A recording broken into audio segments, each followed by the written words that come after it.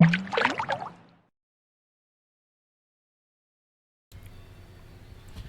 ayun, hello, Jam. Kamusta kayo guys? So, andito na naman tayo sa ating episode 7, part 5 ng ating Project Sino content. So, ngayon, ang gagawin natin guys is, pupunta tayo sa shop. Let's go, pupunta kagad tayo sa shop. At, pupunta tayo ng Xenobox, equipment box. And, magro-roll tayo guys, 11 rolls, common equipment gacha 11 rolls. So kiklik na agad natin yan, wala nang patumpik-tumpik pa. So the moment of truth. So ang pinakauna natin is Dragon Ring, sunod is ang Kotetsu, sunod naman ang Kageru, isa namang Richter Staff. So kailangan natin dito ng Fireball, grabe nga, at isang Flame Necklace, isang Karasu, grabe bagong bago, at isang Whirlwind Bracelet, at ang Ground Ring na tropa natin, at may Beam Race pa tayo sa ating Guardian, pero hindi na tayo nag-Guardian, dalawang Beam Race pa ngayon, may Dattel Hammer pa. Grabe nga yung mga nakuha natin to. Nakita natin guys yung mga nakuha natin, pero magro-roll pa ulit tayo ng isa. So wait lang, grabe nga yun, na hype tayo dito, pero kalma lang tayo dito. So common equipment gacha to. So 11 rolls lang to guys, 11 rolls. So ipapagdasal natin na sana naman ay maganda ang ating makuha, kasi medyo nahihirapan na tayo sa ating game. Kaya ang gagawin natin is magka-upgrade na rin tayo ng ating mga charms. So let's go, punta muna tayo dito at kukuha na tayo dyan. Grabe nga yun, 11 bucks, the moment of truth. So first natin is may Dragon Necklace na naman tayo, at may Beam Blade tayo na galing na para sa sa Samurai.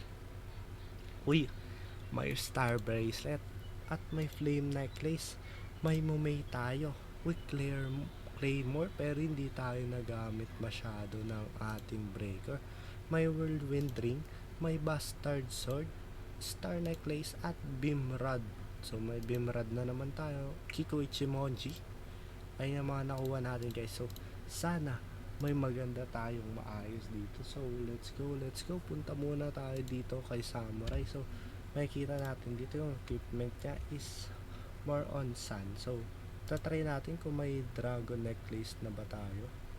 Kung nakita natin dito may Dragon Necklace na tayo, so gagamitin na natin yan. Hindi na tayo sun necklace. Yan, Dragon na yan sila lahat guys. So let's go. So ang gagawin naman natin kay Ninja, nakita natin kung ano yung ano niya, more on moon siya. Ayan, kompleto pala yung moon natin dito. Alam ko, ayan,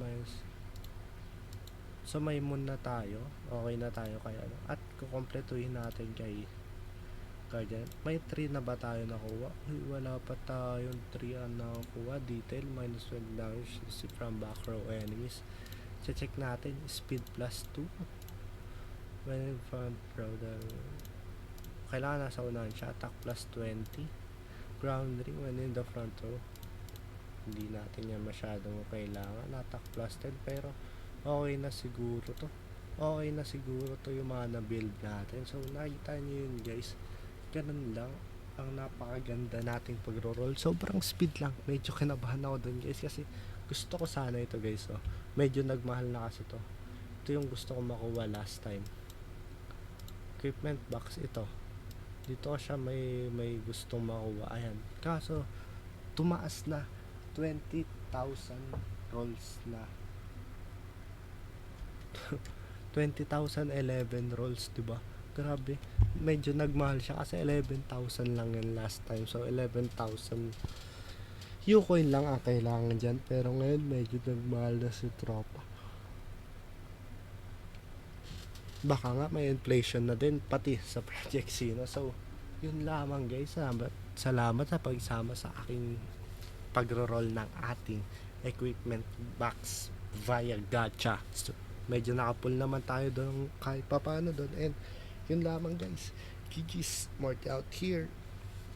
Bye bye. GG's guys.